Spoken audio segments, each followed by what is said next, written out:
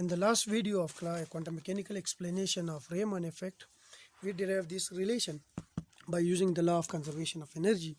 We suppose that the molecule energy before collision is EP and molecule energy after collision is EQ. Because light is coming, collide with this molecule, and after collision it got scattered. A photon is coming with energy h nu naught, collide with this molecule and scattered with energy h nu prime. So the energy of the molecule before collision, this molecule has an energy which is given by EP before collision, and also its energy will change after collision, because once the molecule photon collide with this molecule, so which is represented by EQ. If nu naught is the frequency of incident light, a photon, then its energy will be h nu naught. And nu prime is the frequency of scattered light, photon, then its energy will be this.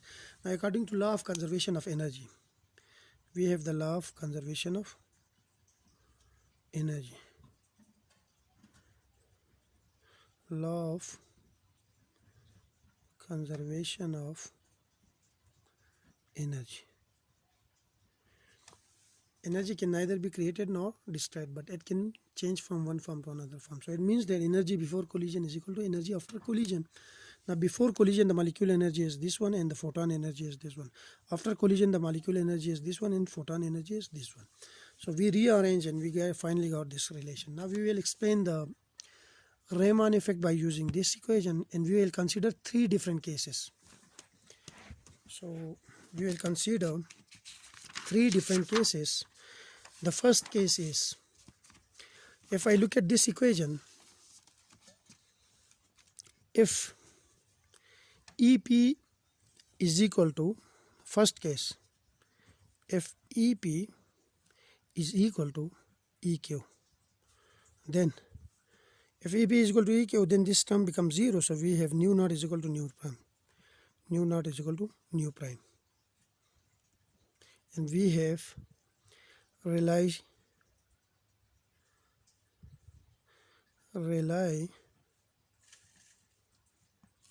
line.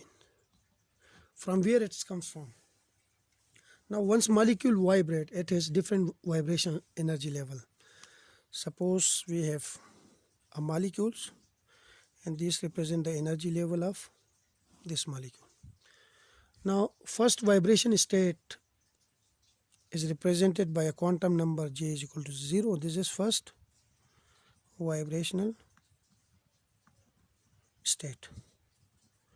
The second will be represented by j is equal to 1. The third one will be represented by j is equal to 2.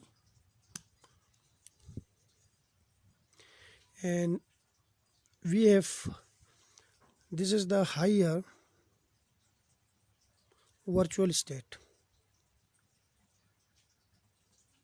By virtual states I mean we don't know the quantum number, don't know the quantum number.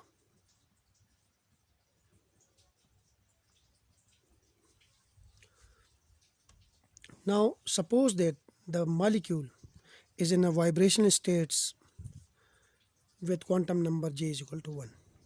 A photon come, this molecule absorb this photon and got excited and moved to the virtual states.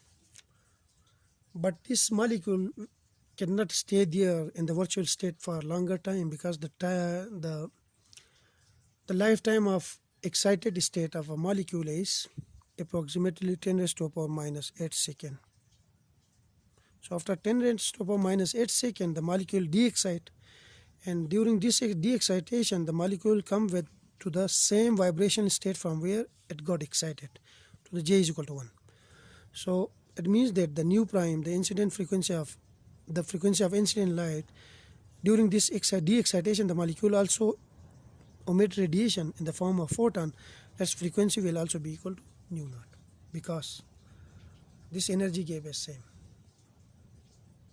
So this is called Rayleigh line.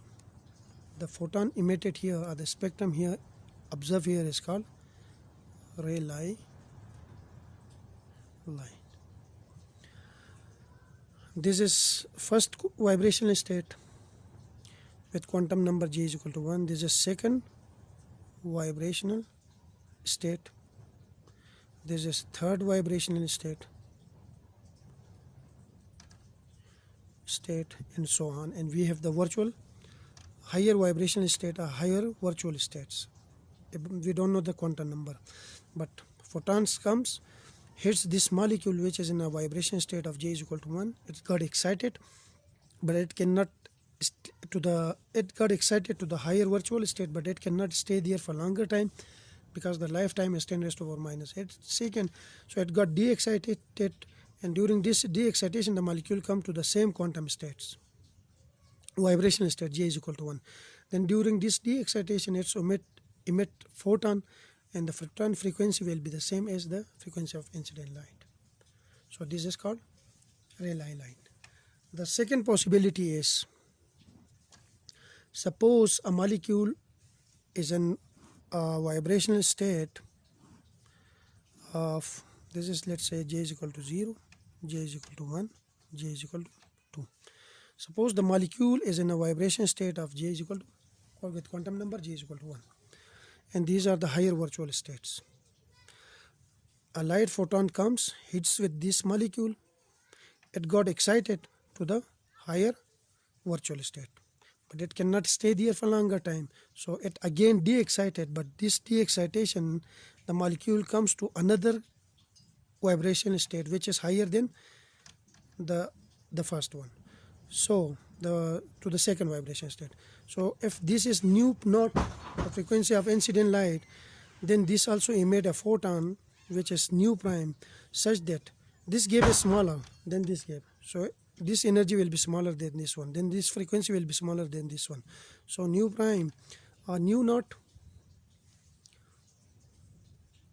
is greater than nu prime, and we have this line which comes here is called Stokes line.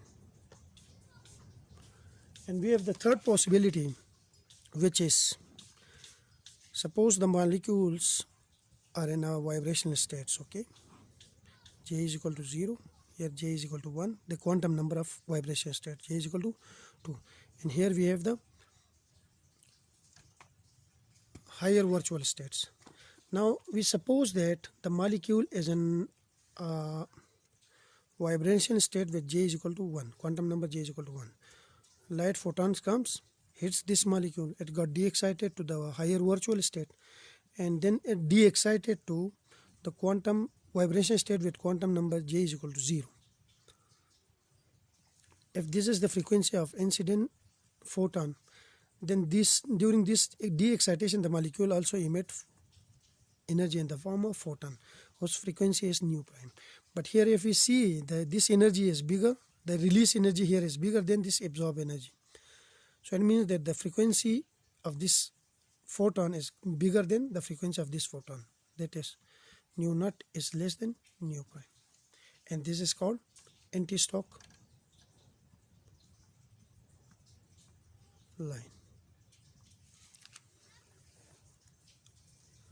So in case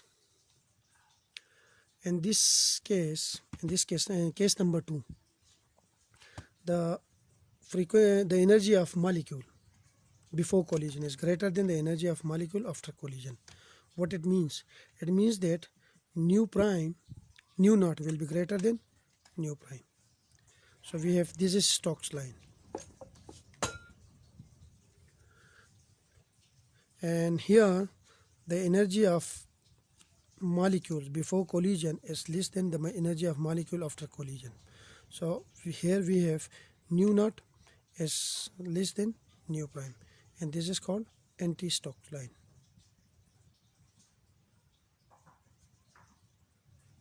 So quantum mechanical theory of Raman effect explain all the aspect why there is